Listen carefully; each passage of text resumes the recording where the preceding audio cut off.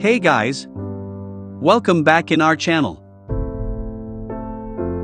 How to use here I'm going to show you. If you want to enable your Siri, just by tapping this side button. Let's enable this feature.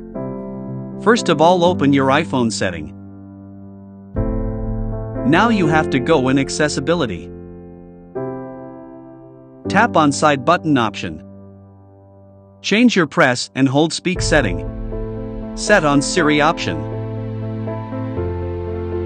Now you can easily give command just by tapping side button. Let me show you. I feel good. Thanks for asking.